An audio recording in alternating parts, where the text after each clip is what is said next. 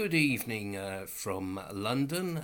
It's very hot here in London. It's actually got up to 29 centigrade today. It's a very hot and sweltering weather. And hello from me, Dr. Dermot Hudson, the chairman of the British Group for the Study of the Juche idea, chairman of the Korean and French Association for the UK, an official delegate of the KFA for the UK, and president of the Association for the Study of Songun Politics UK.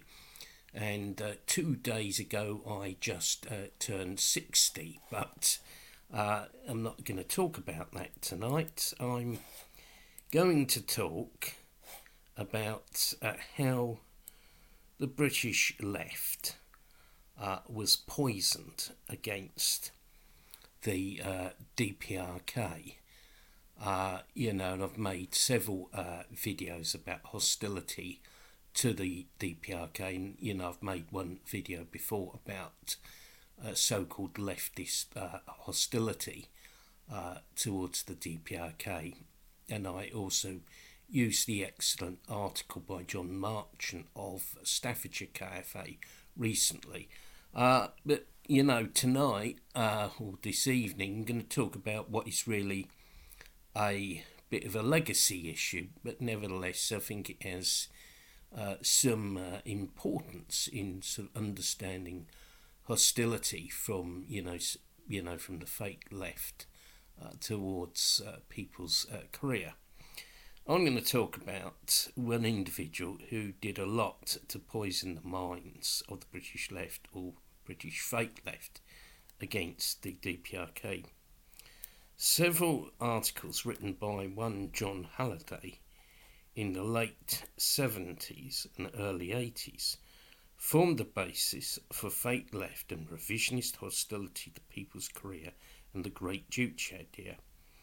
How many times have we been met with the tired, worn-out cliche, "Oh, but we cannot support North Korea because they have a personality cult," blah, blah, blah, from people on the so-called British left.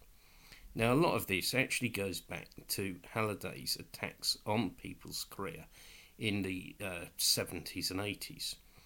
Of course, it can be argued that much of the material in Halliday's articles is very dated, and many of the arguments he used have been proved wrong by the passage of time.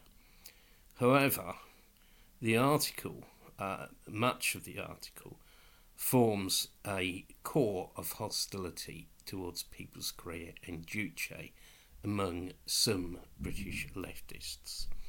I can remember reading the Halliday article in New Left Review in the library of Southampton University in 1986.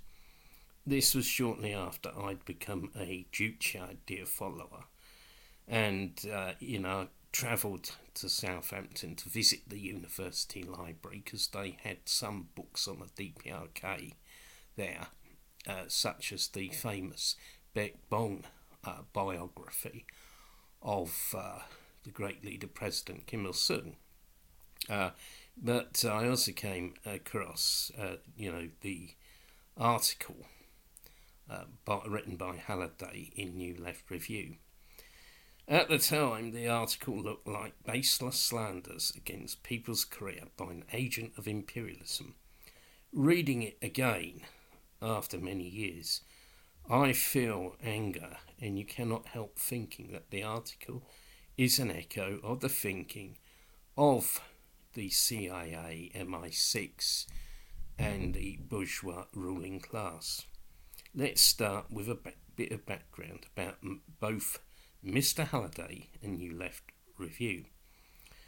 Jon Halliday is from a wealthy family. I'm not fully sure, but I believe he was actually from a so-called Anglo-Irish land-owning family, but don't quote me on that. I'm not 100% sure about that. But one thing is certain he lives in trendy bourgeois Notting Hill. He had apparently been a Trotskyite, and later he achieved fame by producing what is basically a demolition job on the Chinese Revolution and its leader, Mao Zedong, called The Wild Swans, which he co-wrote with his wife, who is a Chinese defector, though some say she was originally from a KMT family. So what is New Left Review? It was a journal with a great deal of influence among the left-leaning academics, but it was probably seen by ordinary workers as a rather boring and verbose publication. It was set up by middle-class liberals and extreme revisionists who left the old Communist Party of Great Britain in 1956-1957 over the intervention of the USSR in Hungary, which actually saved Hungary from fascism, and also the so-called quote-unquote revolutions about J.V. Stalin. Basically, New Left Review always took a pro-imperialist and anti-communist position. Later, it heavily promoted the extreme revisionism associated with some West European communist parties. In Britain, this tendency around Marxism Today magazine later flirted with Thatcherism and became backers of that Antichrist Tony Blair. Evidence has emerged in recent years that parts of the so-called New Left were encouraged by the CIA in its crusade against real existing socialism. Certainly, New Left Review was very hostile to real existing socialism. Halliday's articles was one of the first times that the DPRK was openly attacked from the left rather than the right. Of course, there'd been sniping from the sidelines at the DPRK for some time from some so-called communist parties and others, and back in 1964 the CPSU daily paper Pravda published an attack on the DPRK, and afterwards a few negative commentaries surfaced from time to time in the Soviet media. Usually a wall of silence was maintained against the DPRK and its achievements was maintained by revisionist-led communist parties. Halliday's article was written with the express aim of creating hostility and ill will towards people's career on the left, and to deny it support from the left. It was no coincidence that the study of the Juche idea was rapidly expanding around the world when Halliday published the article. 3 years before, the International International Institute of the Juche idea was set up in April 1978. Juche idea study groups had been set up in many countries. When the Workers' Party of Korea held its 6th Congress in October 1980, it was attended by over 100 foreign delegations, which demonstrated international support for the DPRK. Basically, Halliday's article was about blocking support for Juche on the British left. Halliday was in fact acting as a left gatekeeper for the British establishment. The very title of the article, The North Korean Enigma, smacks of Orientalism, i.e. the representation of Asia in a stereotyped way that can be regarded as embodying a colonialist and racist attitude. The DPRK is presented as something mysterious or beyond our understanding. The title of the article may be consciously echoing Winston Churchill's comment about the USSR in 1939, which I quote, "It is a riddle wrapped in a mystery inside an enigma." Of course, Churchill was not from the left, but an unrepentant imperialist and an anti-communist. By calling the DPRK an enigma, Halliday is in fact demonising the DPRK. Taken at face value, some of Halliday's arguments display extreme naivety about the imperialist media. Halliday complains that there is a huge gap between the DPRK's projection itself and the imperialist media's portrayal of the DPRK. Well, surely that's to be expected. A revolutionary, independent, anti-imperialist country is bound to be defamed and slandered by its enemies, the imperialists. That is to be expected. Anything progressive is slandered by the imperialist media, whether it is Jeremy Corbyn striking miners or the DPRK. I can remember during the miners' strike on a phone-in programme on the radio, a retired miner said, "The only accurate thing in the Times newspaper is the date." Instead of taking imperialist media propaganda with a ton of salt, Halliday foolishly claims that his article aims to bridge the gap between the capitalist media's portrayal of the DPRK and its own portrayal. This is typical liberal nonsense. You cannot bridge the gap, as Halliday claims. You end up on one side or the other. Halliday clearly ends up on the side of the DPRK's enemies. It would take a whole book or several books to refute all of Halliday's slanders, so we will just concentrate on a few generalisations and specifics. Halliday brings up the issue of the so-called personality cults in the DPRK. The term personality cult was a term used by Khrushchev to slander and vilify the late J.V. Stalin and the building of socialism in the USSR.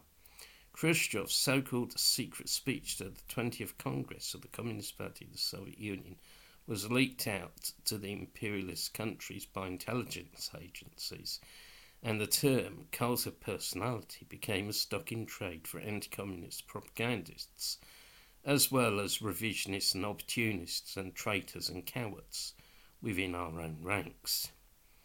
The USSR and international communist movement suffered very badly because of Khrushchev's folly.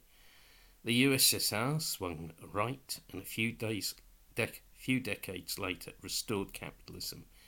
That is where the theory of the cult of personality ends up.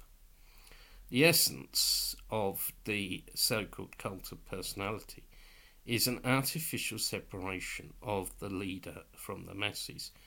Bourgeois and revisionist commentators fail to realise that the leader is not an individual, but the centre of unity of society. Those who prate about the cult of personality are those who fail to see society as a collective. Instead, they are influenced by bourgeois concept of society, which sees societies made up of atomised individuals. Typically, an extreme and nihilistic variant of this world outlook was expressed by ex-Premier M. Thatcher, who once claimed, "There is no such thing as society."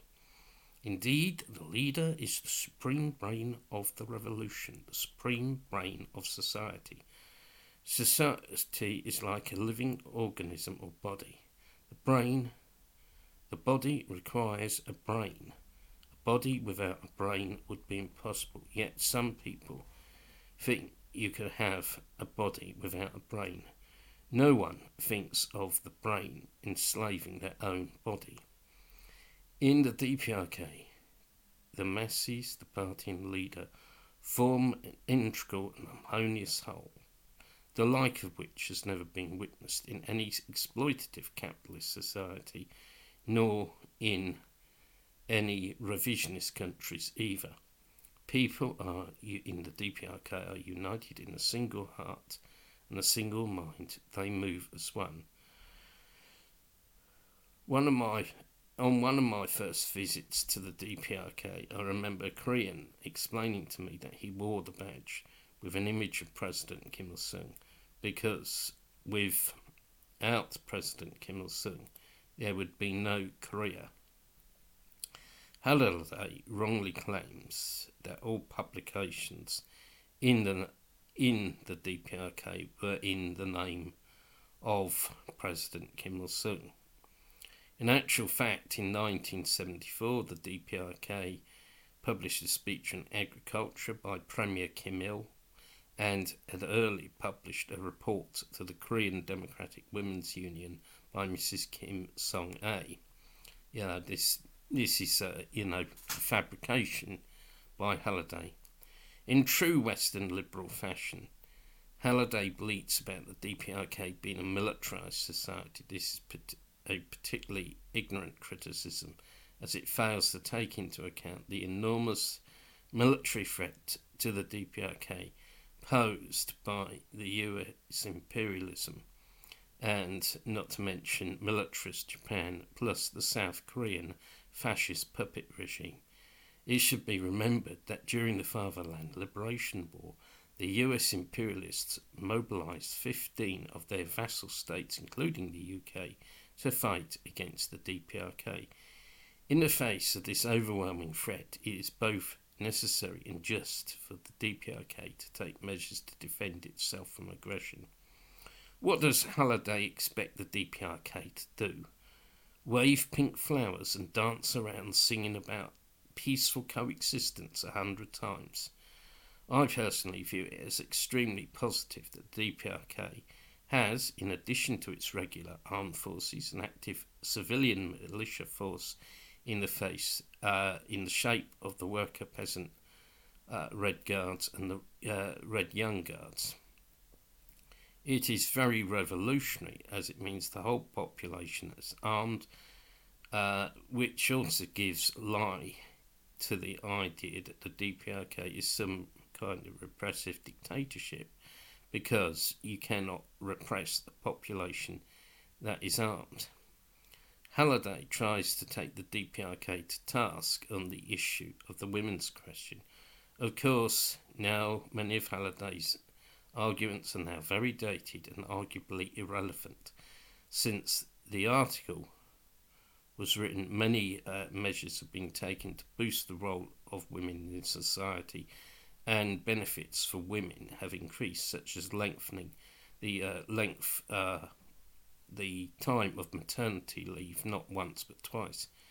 However, Halliday was basically wrong at the time of writing, with the outrageous slander that quote-unquote women continue to be oppressed by men.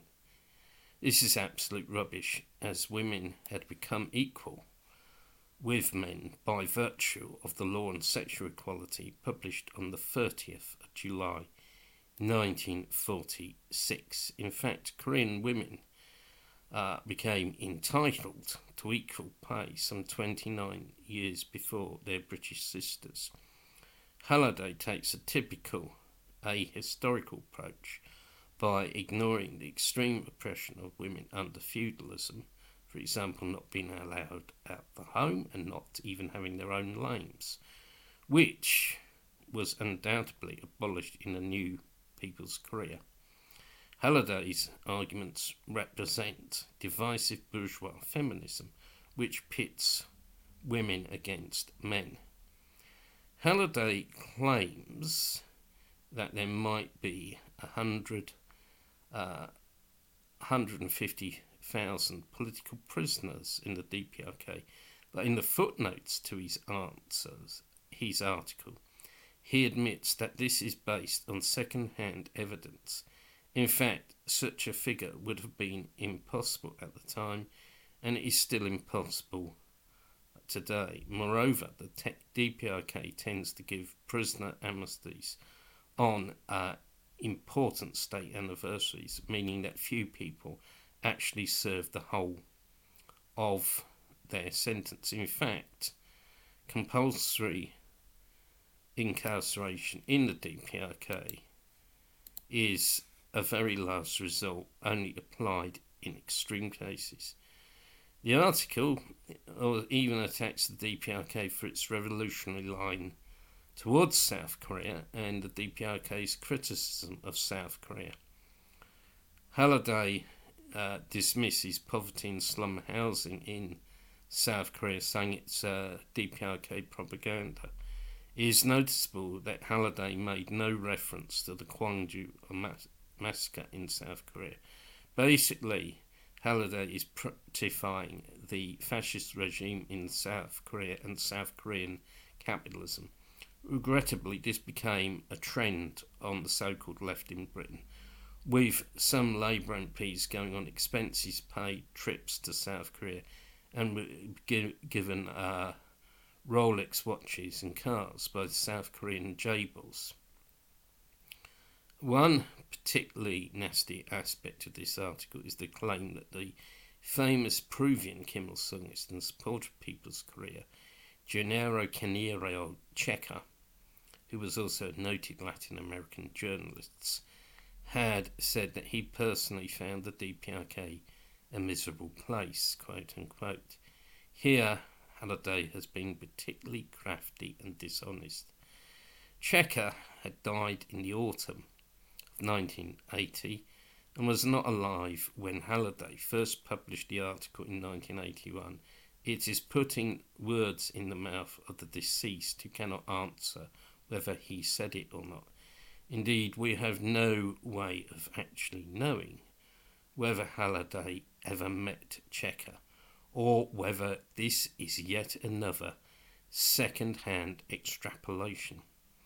As Checa posthumously published the book The 70th Spring in 1982, it would seem highly unlikely that Checa would have said such a thing. Halliday even tries to claim that the DPRK receives no solidarity and refers to supporters of the DPRK as discredited sycophants, which is an outrageous slander upon followers of the Juche idea. And Halliday actually does not explain why they are discredited. In fact, the DPRK does not reject solidarity, far from it. Rather, it is a case that solidarity with People's Korea is being blocked by people like Halliday, the revisionists and the fake left. I can remember back in 1985 when I first became interested in the DPRK, asking the CPGB bookshop in Southampton, and I stress here I'm talking about the old revisionist Communist Party of Great Britain, not the CPB of today or the CPGBML of today. This was the revisionist party that liquidated itself in 1991. But anyway, I asked the party bookshop, the left bookshop as it was called, in Southampton to stock books from the DPRK. They refused to do so. These are the people who block solidarity with People's Korea.